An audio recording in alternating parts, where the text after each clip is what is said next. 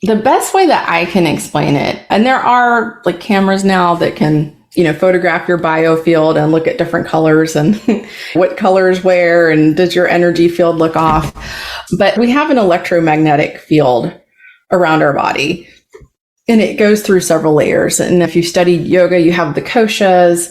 If you're studying other forms of medicine, they talk about the causal body and the emotional body and the spiritual body. There's all these layers that kind of are around us. And any type of illness or disease or discomfort within the body starts off as dis-ease in that biofield. Welcome to The Reluctant Medium, where we cover the gamut of out there conversations. With an open mind and a curious heart, we want to talk about it all, from psychic phenomena and energy medicine to beings from other star systems and out-of-body experiences. You'll find a great balance between grounded science-backed topics and others that science hasn't quite caught up to yet. I'm your host, Dr. Maria Rothenberger, a psychotherapist by trade and a reluctant spirit baby communicator. And hey, even though I'm a medium, I'm not buying everything folks are selling. I just have a voracious appetite to know more about what I call the world of the weird. Join us on your favorite podcast platform or watch on YouTube at The Reluctant Medium. I'll see you there. Hey, welcome everybody to the Reluctant Medium podcast. I want everybody to take a collective sigh because I have one of my very favorite calm guests. Every time I get to hang out with Tabitha, I just feel much calmer and more joyful inside. And I hope you guys can pick up on that too. Tabitha Patterson, welcome from earthmotherwellness. Yes, thank you so much for having me. And I appreciate you saying that because I do feel like, generally speaking, I'm calm, but when I do these type of things, I always get a little nervous. So, oh, really? Oh. Hopefully the calm will kick in and then I can, disseminate it further. Yeah. Well, and I'm picking up on your subtle energy, which is just calm at its core. So yes, every time I connect with you, even via text, I'm like, it's Tabitha. Yes. Well, you're just such a kindred spirit. I just love talking with you. Likewise. I was sharing with someone the other day, so much of it is just kind of mental too. I mean, this is kind of a short story, but it ties into energy. Because really everything's energy, right? When someone walks into a room and they light up a room, that's energy. When someone comes into your office and they're in a funk and like 5 minutes later, everyone in the office is in a bad mood, that's energy. Yep. So I once, when I was still working in corporate, I had to do at our big annual conference, I had to go on stage for the 10-year award winners. We would give out like 5-year, 10-year, 15-year, and so on. And so I was practicing this. And the day of getting out there in front of the 3,000 people and saying, and here are your winners, it was totally fine.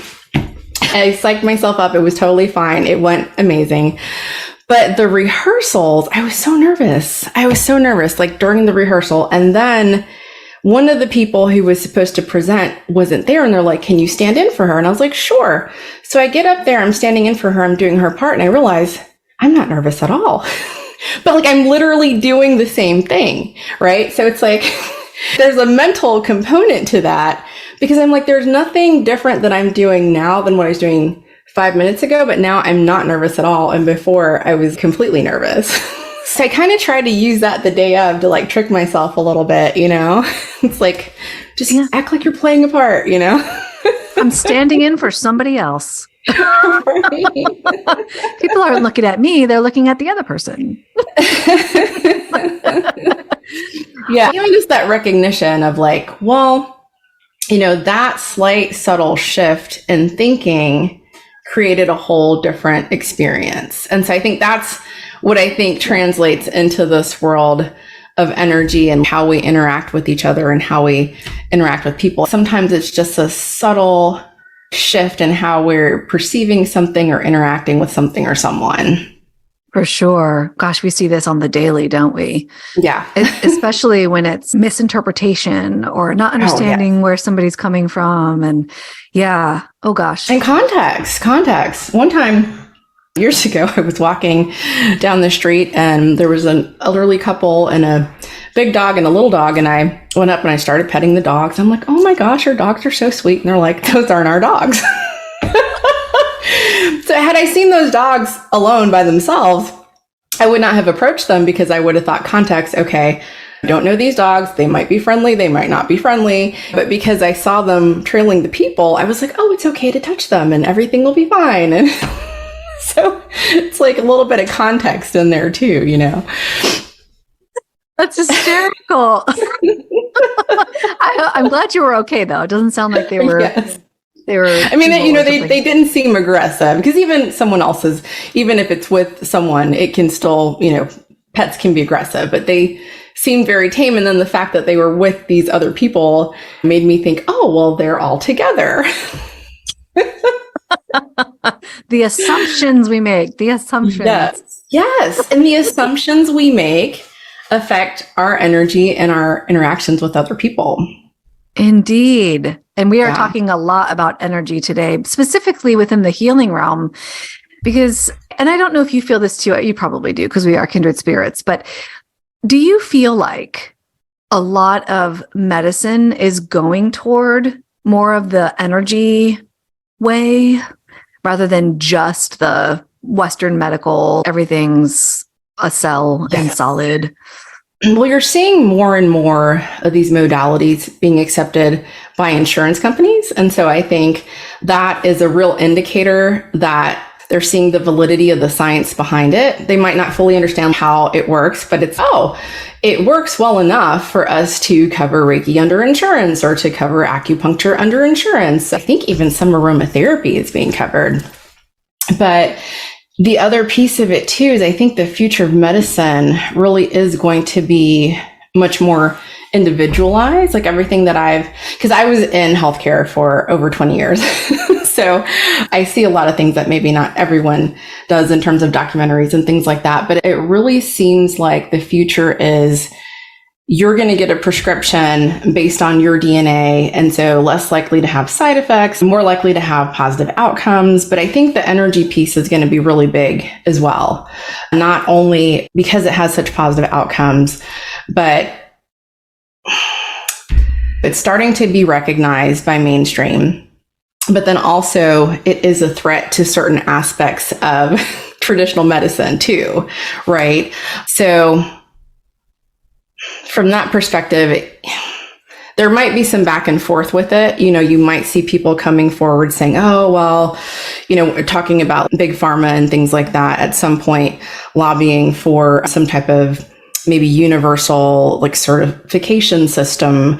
Because right now, pretty much there's so many different places you can go to get certified or to get, what's the other word? Not registered, but with certain things registered, like you could be a registered aromatherapist, but there's so many different places from in-person trainings to lengthy in-person trainings to short in-person trainings to online trainings to Udemy $10 trainings. You know, there's such a vast range that there are people out there calling for some type of not necessarily regulation, but kind of like what they did with yoga a few years back with Yoga Alliance, like some type of governing accreditation body where it's like, okay, this person went through a legitimate means. But then I also know a lot of healers that are very good at what they do and very talented and have never taken a class. Do you know what I mean? So because a lot of people are waking up to this just natural innate ability that we all have, which you can then, you know, if you start flexing that muscle,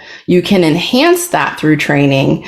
And some people need more training, some people need less. I kind of think of it similar to for people who are familiar with psychology, the diathesis stress model. You know, like some people's like predisposition is that it takes very little stress for mental illness to occur, whereas other people, it takes quite a bit of stress. So it's kind of like that. It's like we come in with a certain amount of ability or a certain amount of tapped inness. And for some people, you know, it doesn't take much for that to just come on. And for other people, they might need several trainings or a long period of time, like really flexing that intuitive muscle to really come into a flow with energy healing and energy work. But I do think everyone has the capacity for it. Absolutely. I think it is going to be more prominent in the future because you do also have a lot of things that, I guess, for lack of our science having caught up to some of this stuff, like our science is not in a position to explain some of this stuff. So it seems kind of like magical. But there are things that I've seen be healed through energy work that where traditional Western medicine was not able to assist the person. And I'm not even just talking like my own practice. I'm talking about my experience, hearing other people's stories, other people working with other energy workers, or just even alternative medicine in general, whether it's TCM or Ayurveda or acupuncture, like people getting results when they weren't getting results in the Western system. Now, personally, I think the two systems go hand in hand. For allopathic medicine, I'm for energy healing. I think they can work very well together and complement, which is why now you are seeing that they're, especially with these cancer centers that are covering Reiki and acupuncture and things like that, you're really seeing them come together in a very integrated and complementary way and being covered by insurance. That's so great. What I'm hearing you say too is that this is encouraging that insurance companies are noting the science that, yes, through repeated trials that these energy modalities are effective, even though they don't know why, they're still willing to cover it, which is really cool. Right. It's really phenomenal. So what is energy healing? That's a big question. I know. That's a really big question. The best way that I can explain it, and there are like cameras now that can, photograph your biofield and look at different colors and what colors where and does your energy field look off.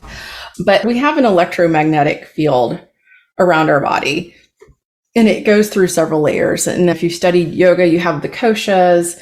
If you're studying other forms of medicine, they talk about the causal body and the emotional body and the spiritual body. There's all these layers that kind of are around us.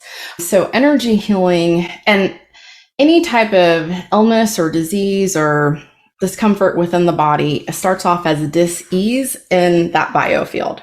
So let's say something happened when someone was really young and they felt like they couldn't speak their truth, or their voice was not valuable. No one wanted to hear what they had to say. Maybe, the parents used to say, oh, children should be seen and not heard, that kind of thing. And this person internalized that, and that unprocessed emotion is hanging out in the biofield.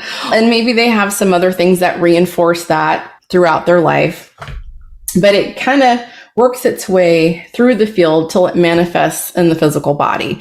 So that person at some point might have frequent strep throat, or they might speak with a very hoarse voice, or they may have frequent issues with upper respiratory stuff or sore throat, not necessarily strep, but just sore throat. So it manifests. Are you reading my energy body right now?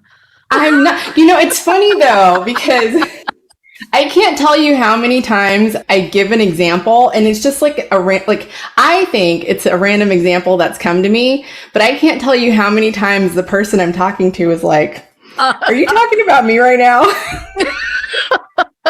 And so I blame it on the fact that, in terms of how we perceive energy, there are different types of ways to perceive. And a lot of people that I know are clairvoyant. So they really see what's going on. But I'm high in clairsentience, which is feeling other people's feelings, and claircognizance, which is I just know things. And the more I get into this work, I'm starting to realize, just within the last 12 months, I'm starting to realize how much comes to me in claircognizance that I'm not even realizing, because I'm not actively trying to read the person or pick anything up, but it's because I'm just saying it, it seems like a thought that just comes from my brain, we'll give this example. And I don't even realize that I'm connecting with the other person's energy. That's so I'm funny. I'm really recognizing this year more and more how much I'm impacted by the claircognizance. And this is an example really for people as you continue to listen to today's episode, because we're going to get into the healing modalities that you do, that you're amazing. And because I got to have a healing session with you and it was so phenomenal. I was like, you might want to consider upping your prices because you're really great. But yeah, I'm sorry to derail you. No, you're good. And I appreciate that so much. I've had chronic laryngitis and I've always felt, not now, but when I was a kiddo, that I was not heard at all. And so, sorry, go ahead. Yeah, but I mean, this is great, right? Because you're reinforcing what I'm saying. So this is like absolutely a great example of that. It's like it started off here, but then it would just never got processed. And so it ended up manifesting in your physical body. And that's what happens. So during an energy healing session, and really the person that I'm connecting with or that other energy workers are connecting with, we're just channeling the energy. Like you're doing your own healing. So when I'm channeling energy, you're sending it, your highest self is sending that where it needs to go to do what it needs to do. And so there's a little bit of just, again, because we haven't caught up scientifically to how this works, a little bit of magic to it. Well, magic is real. Yeah. And I always say magic is science that we just don't understand yet. But then I actually saw there was a quote the other day where someone said, any technology that's far enough advanced will appear to a less advanced civilization as magic. Yes. So I was like, oh, that's kind of another way of, what I'm saying, but it's, and I wish I could remember who said it. It's actually like a really famous person. I'll have to add that later because I don't remember who said that. But I mean, even if you think about I'm not a huge Harry Potter fan, but if you think about how they have the newspapers in Harry Potter with the moving pictures, or if we took an iPad with like a similar type thing and then showed it to someone 30, 40 years ago. Oh, yeah. They'd be like, what it's sorcery is this? That's right. And I'm a massive Harry Potter fan. So, yes. Yeah. So, energy medicine, you're saying, is tapping into one's energy field. Yeah. So basically, like, I'll just speak for myself for a moment. I connect to the person's energy, the person's highest self, their spiritual team. So usually people have a team of energy beings around them. It could be a grandmother, it could be an angel, it could be a spirit guide, it could be all of the above. Some people have really huge teams, but I choose to call the team in because then I always set the intention that I'm open for any additional guidance that they may want to give. Like they might point something out that I don't see, or they might steer me in a specific direction, or every once in a while I may get a message to give to the person. But I connect to that person's energetic field and then I start channeling. And it's interesting because I was just saying how you're truly the one doing the healing, but I do pick up things during the session, and I will also on my end channel energy into specific areas. Like if I notice congestion or if I notice a blockage, and every session is different. I'm an intuitive healer. So even though I've practiced several different healing modalities and I combine them, I also just go in the moment with what's coming to me and what happens. I mean, there's always love and light around it, but no two sessions are the same. And I actually had a session with someone about 3 months ago or so where it was kind of like the session was like in layers, like layers of an onion. It's like, first it seemed like everything was mostly fine. And then it was like, oh, wait, there's something here. And then it was like, let's work on clearing that. And then it was like, oh, now there's some deeper stuff coming up. And I actually cleared something from this person's throat area. And I just started, like, this has never happened to me before. But again, like, I'm just open to whatever intuitively happens. But there was a release from that whole chest area, which is your lungs, your heart space. Sometimes you can carry grief there, but I just started crying like in the middle of the session. Like there's like tears running down my face. And I'm like, wow, this is that person's release working its way through my body. And I didn't feel grief. I didn't feel, if anything, I felt like happy that, this, whatever it was attached to this person just kind of lifted. But it was interesting because there was this really physical reaction on my end. And when I'm in a session, everything is meaningful. So if I sneeze, if I cough, if I all of a sudden feel like pins and needles in my stomach, I'm like, okay, this is not just coincidental. Like there's something going on here, because at that point I'm connected with that person. So yeah, so I'm basically just channeling life force energy, universal energy for healing. I set an intention before I begin. The person, I usually ask them to set an intention as well. And then we just work till the session is done, till at least that, sometimes people require follow-up, but at least what we're working on for that particular session has healed to the degree that it can. And then we call the session to a close. It sounds like it can be quite moving, like emotionally. It can be. And I was just going to say, it's the same thing, whether it's in person or distance, because you're connecting to the energy and the energy knows no bounds. So the energy, the person can be, 3,000 miles away and you can still connect into that energy. And if you think about it, for the listeners that are more in tune, it's you have this feeling like, oh, I need to call my friend. And then you call and like something's going on with them. Or you and your friend text each other the same picture at the same time, or these little coincidences and synchronicities. That's just an example of the energetic connections that we have. Or even if you think about, there used to be a lot more of this in the news, but these stories of the animals, like dogs in particular, come to mind that travel across 300, 500 miles to where their owners moved, and somehow they missed the car or something, and then they end up finding the people. I mean, they're in a car, they're driving down a road, at some point you lose the scent. So that's an energetic connection that brings them back together. And they've done studies with dogs that they know, like 30 minutes before the person comes home, they're at the door, they're at the window, they're waiting.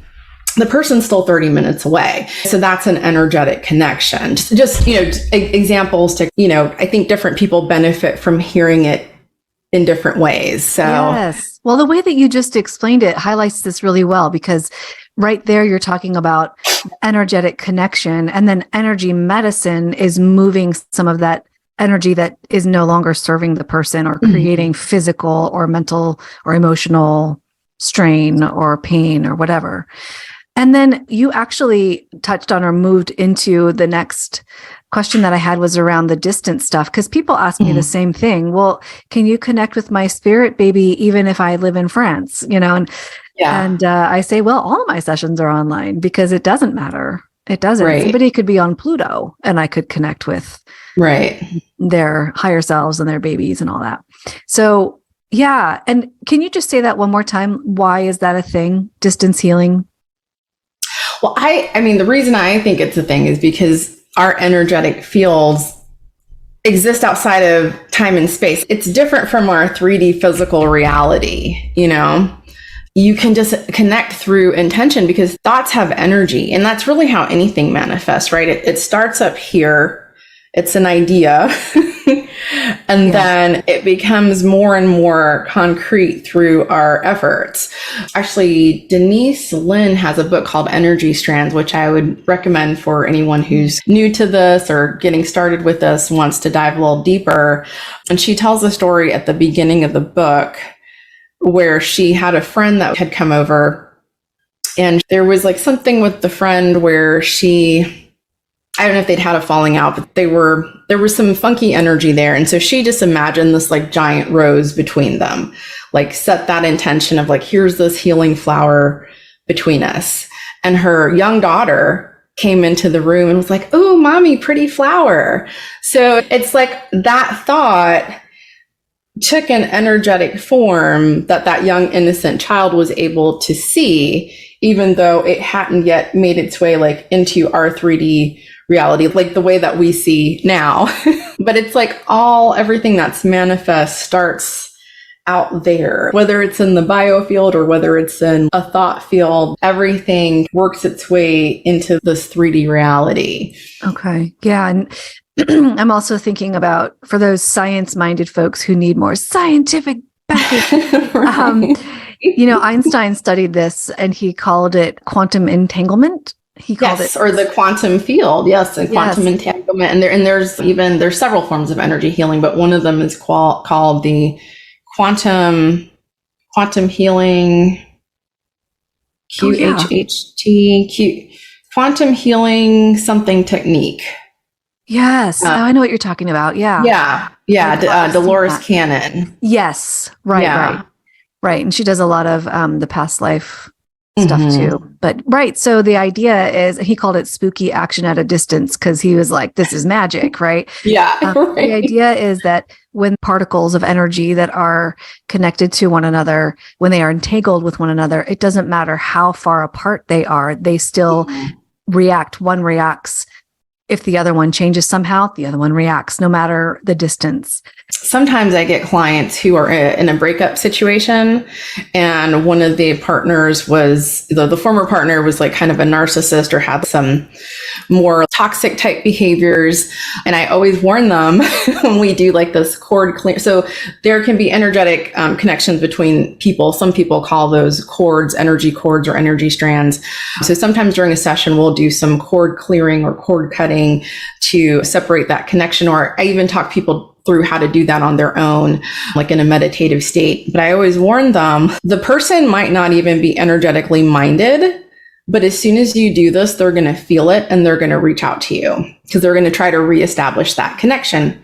And without fail, every single time they're like, oh my gosh, I got home and he called me or he texted me. And I was like, I told you that was going to happen. And it can be that the person hasn't talked to them in several weeks, but as soon as that energy is severed, it's like that quantum entanglement, like they feel something is on some level, it's registering that something's missing. And then they try to reestablish that connection. Yes, without fail, because they can sense it. That's the energy. And they don't even necessarily know that they're sensing it. That's the thing. Some of these people are not what I would say are people who are into this type of stuff or even aware of this type of stuff. So that just goes to show you it's on a very deep level that's taking place. It is. And there is science to back that up, according to quantum physics. So can we get into some of the work that you do? Because I was the lucky recipient of a healing session from you, and it was so moving. And I'll just say this, speaking of energy, it was so funny because I fell asleep during the session. Now, you actually create a time for a healing session. It's not necessarily like on a video or something. It's just you ask the person to be in a settled state and all that. But I fell asleep.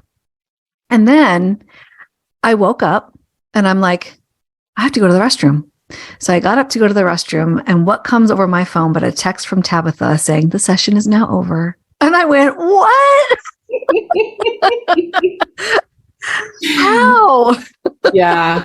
And it's funny. It's actually, that even happens to me as a recipient of distance healing. Because, as a healer, I need a healer too. I periodically get sessions from people that I trust and value. And I had a session a couple months ago, and same thing. I don't think I fell asleep, but I was just very relaxed. And then all of a sudden I was like, and then I looked and she was like, your session's over. And I was like, that is freaky. Isn't that crazy?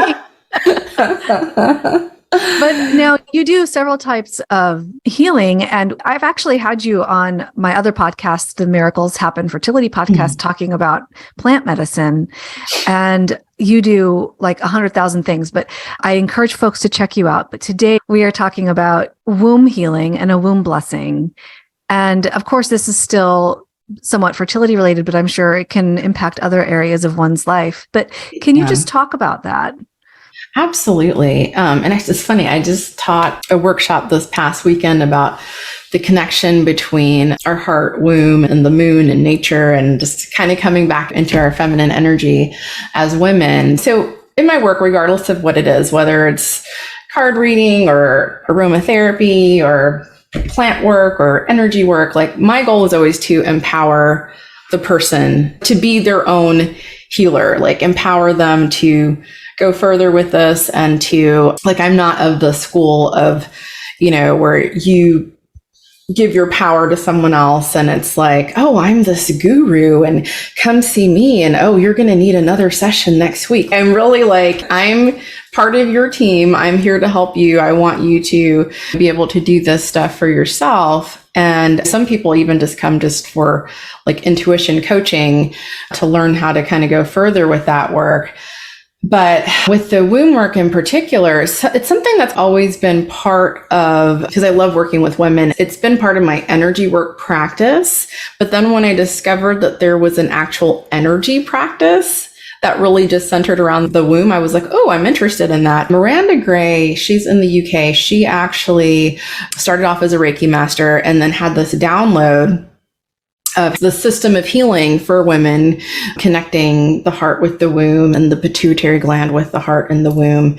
And so I took, during COVID, when everything kind of shrank, the world shrank, I did a live class over Zoom. Like it was like a 3-day class where I was in the US and everyone else was in Europe. So I was getting up at like, 3, 4 in the morning and doing the full, so my day would end at like 11 a.m. Dedication right there.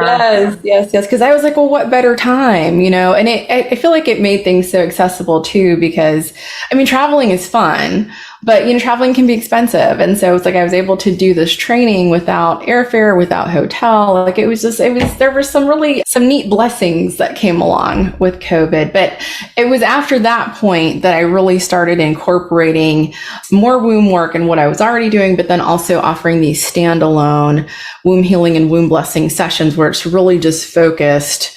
Now, I will say this, I don't ignore if other prominent things come up. Like I had a session where something else came up and we dealt with it, because I was just like, I can't just bypass this and just do, that protocol and ignore this big like thing that's screaming at me.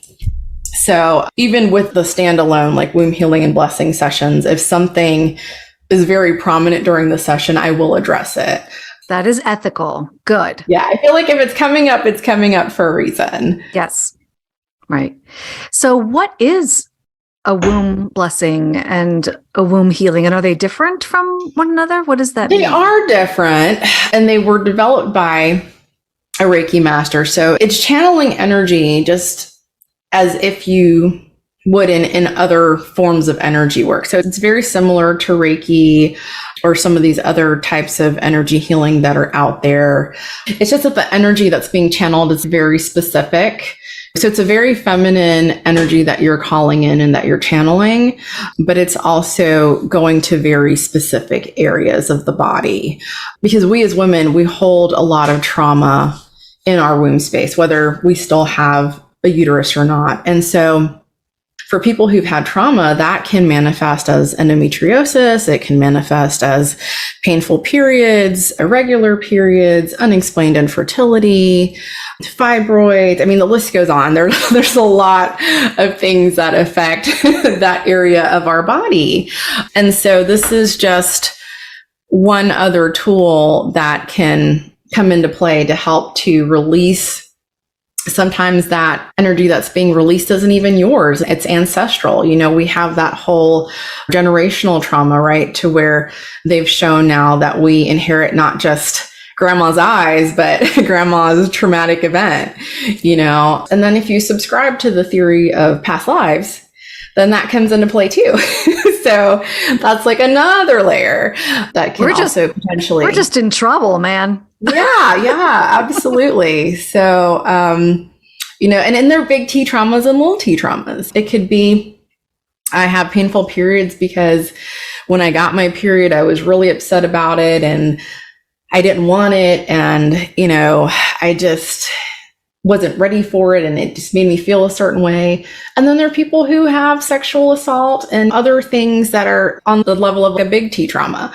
There are different degrees of things that get manifested there. And not everything gets manifested there. Someone may have a pain in their ankle or a lump on the side of their neck, but a lot of the things that we as women experience do get stored in that womb space. And that's our sacral area too. So it's not just do we have pain that time of the month, or are we trying to have a baby? It's also our creativity, our relationships, our financial flow. Like on an energetic level, all of that is governed by that same area of the body. Wow, it's a lot. Yes. And how does that work with a client? So if you are able to discern some of this is coming from, well, let me ask that first. Are you able to discern whether something is historical for that person or if it's generational? And if so, do you tell that to the person? Do you find that useful for them? Or how does that work?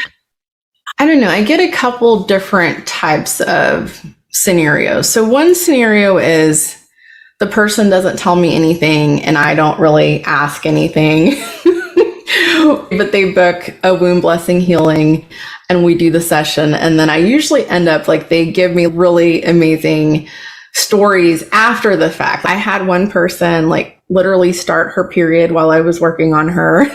I had another person who was like, I don't ovulate on a certain side of my uterus, but while you were working on me, that ovary felt like really warm, like something was happening. And I mean, I'm not saying it was necessarily happening on a physical level, but on an energetic level, she felt like an activation there. Because a lot of times people will, after a session, it will change their cycle. So either their period will come sooner or later because they're shedding and shifting energies that, you know, that were stored there for a really long time and they're able to release that now. But people don't always tell me what's going on before the session. And I don't really, that's one thing with the womb work. I haven't really had it come up where all of a sudden, like I spontaneously know what's going on. It's more so energetically what I'm feeling. And then a lot of times I'm feeling things like in other areas. Like I was saying, like I cleared something out of someone's throat chakra area, which really wasn't part of the session, but they're just like with energy, our chakra system, we talk about it very individually, like, oh, you know, the crown chakra and the root chakra and the mind, body, spirit. Like we talk about that, like it's three separate things, but it's really all very entangled. And so it's like when you start working on one thing, it's like it's connected into this. And it's like, oh, if there's a heart issue, well, maybe then they can't, you know, communicate lovingly. So then there's a throat block and then there's a solar plexus block because then also they're not being assertive. So it's like, it's all kind of like intertangled. So what I notice more than anything during a session is not necessarily like, oh, I think this person has fibroids. It's more like, oh, like what's going on with their sacral is like connected to, you know, their solar plexus and it's connected to their root and their ability to feel safe. And so I'm really focusing on the energy of it, but it is interesting to hear after the fact then like these little stories that are shared. And it's like, oh my gosh, that makes so much sense. Or like sometimes people will have like one person had a miscarriage and she had the baby show up and another person had, I don't know if it was their grandmother, but she had some female person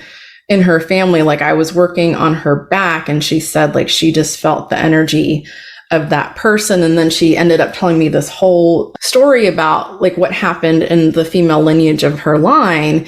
And it was like, oh, that is playing into these issues that you're having. So it makes sense. But with the womb blessing portion, the person is seated and it's more of like a clearing of things. And then once they lie down to do the womb healing portion of the session, it's more about connecting various areas of the body, like the pituitary gland to the heart, to the womb, and then just making sure. So a lot of people may have heard of the maiden mother crone, like the Celtic goddess Hecate, but when we're connecting those energies to the moon, it's the maiden, the mother, the enchantress, and the crone, or the wise woman, or sometimes you may hear the enchantress being referred to as the creatrix or the wild woman. But these archetypes are archetypes that we experience kind of so for women who aren't menstruating, it's directly tied to the moon phase. But for women who are, it's energetically tied to a moon phase, but it's directly tied to the phase of their menstrual cycle.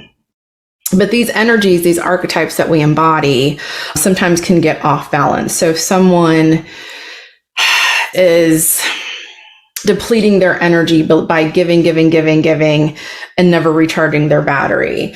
Then during the session, energetically, I might feel that the mother archetype is imbalanced. And so that's part of what happens during the session as well, is these 4 archetypes within the body get brought into balance during the session. So thank you for all that. You're welcome. I'm curious about what you were saying before we began the podcast around empowering folks and all these tools that people feel like they need to use all the time to move into conception, or do anything in their life. Can you just riff on that? Kind of where my head's been at this year was that I think a lot of people are very reliant on their energetic or spiritual tools, whether it's their black tourmaline or their sage, or we have different crystals for different purposes. We have different plants that we work with, different flower essences, colors, you name it. I mean, there's energy to everything. But, certain things that people go to, like, oh, this person's coming over, I'm going to, XYZ, sage my house, or wear my obsidian, or grab my black tourmaline, or like whatever it is. And it just occurred to me this year of like how many people have probably grown in their practice and have been flexing this like intuitive muscle for a while now, that they don't realize that they don't need that anymore. They don't realize they can take the training wheels off the bike and still be okay. Like even with like oracle cards, there comes a point where you don't have to look in the book every time to see what the description says.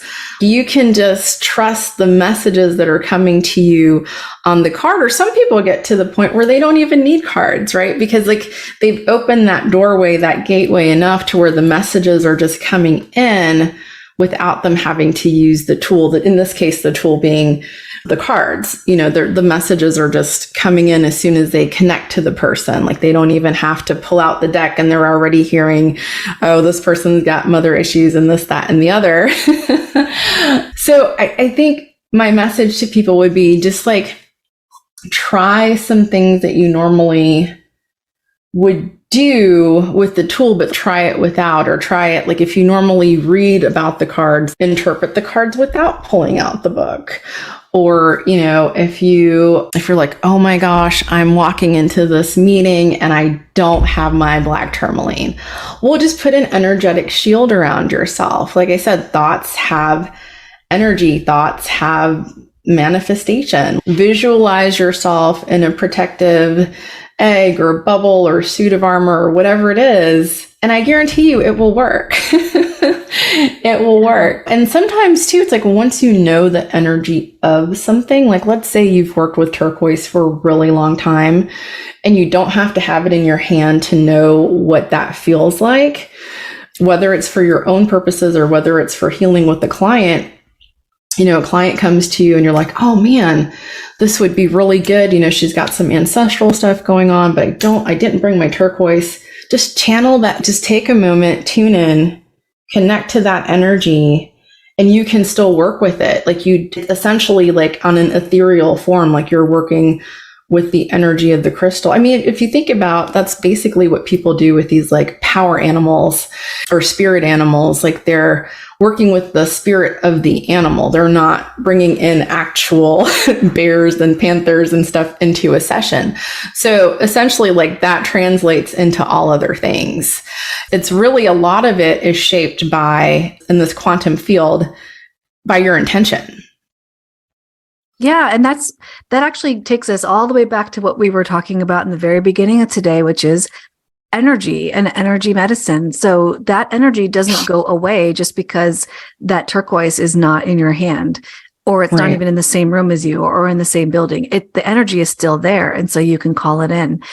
I remember working with you when we did the healing session. And one of the reasons why I know that you're so not like money hungry or trying to be a guru is because you literally, all the work that you do, not only during the session, but after, you give like a book The shit that someone can do to continue healing.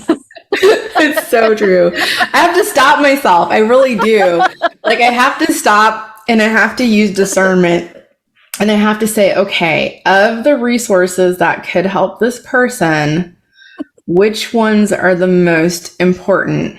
But yes, I do definitely Because you just want to help. Yeah. I just want to help. Yeah. But then it's like when you give too much, then that's not helpful either. So I've learned to like be more discerning about like how much information I give. But yeah, absolutely. I do give information after the session to, how they can continue to work on whatever it was that we cleared, or how they can continue to heal whatever it was that we cleared or released. And then I leave it up to them when they schedule the next session. Like, I don't say, okay, well, call me in a month, or, oh, let's put you down for 4 weeks from now. I let them really integrate and feel into it and be the one to know when they need another session and when they should reach back out to me. Right. You were clear with me too. Like, don't feel like you have to do everything on this list. These are just some ideas. Feel what feels right to you. But one of the things that was really interesting, speaking of these tools and really learning to trust oneself, is that you said to me, because there were some flower essences that were really, really useful for me that I did end up purchasing. But you said to me, you can even look at an image of this flower and you will glean its energy. You don't need to spend any money. You don't need to do that. Although I felt it would be useful for me to try the essences, but to just look at this image evokes that. It has to be a high quality image. And that will work with crystals as well. Like if you ever are looking at crystals online and you're like, ooh, like the energy of that, but yes, if you don't have that in front of you, or if you don't have the means to purchase something right away, you can even just work with it optically. Right. And I actually knew a Reiki master. And this is not my personal ability, but I used to belong to a women's group, and she was a photographer, and she would photograph flowers, and she could actually see their energy because she was more of a clairvoyant. So her photography was really phenomenal. Oh, wow. That's amazing. I bet she impacted a lot of people with that work. Wow, Tabitha, you're a wealth of information. Oh my gosh. Well, if you're local to Virginia, like if you're on the East Coast, I'm teaching an intuitive oracle card and tarot reading workshop on the solstice at a cat cafe in Newport News. So just check out my Instagram. All the information is there. But if you want to learn to read without the book, that's what we're going to be talking about, how to do that and how to connect and be safe and really like interpret the symbols and messages for yourself. Oh, how fantastic. Thanks for that. And for those of you listening, really, if you are in that area, you don't want to miss working with Tabitha. She's just you can tell. You're just fabulous. Okay. Thank you so much. And of course, your website will be linked. Everything. If you have information about the workshop you're doing, if it's like online at all, I can link up to that or give them more information around that. And Instagram. They can find you on Instagram. Anywhere else? Well, I have the website, but I got off all social media except for Instagram. I even got off LinkedIn. Like I got off everything. I was like, you know what? I'm not resonating with these energies right now. So I'm just on Instagram and the website, and I feel really good about it. Oh, that is absolutely perfect. People ask me about that, and I say, I sent you a message on Instagram, and I'm like, I hired somebody to do that. So anytime you see my social media, my lovely, beautiful, wonderful assistant, Mimi, does that work for me. Please email me directly. And I'm sure people can email you directly. Yes, they can. It's just earthmotherwellness@gmail.com. Perfect. I will have everything else linked up for you. Thank you so much, Oh, Tabitha. thank you. It's always a pleasure. And you are so amazing and all the work that you do. And thank you so much. Yeah, I'm definitely going to book another session with you in the future as well. So cool. And heads up, maybe, possibly, Tabitha and I are going to be in person sometime. Yes. Future. We're planning it. So We're going to make it happen. On the West Coast. Woo! Okay. Thanks so much, Tabitha. We'll see you. Thank you. I'm hoping you got a useful nugget or two from today's podcast episode. May you be well, and I'll see you next time.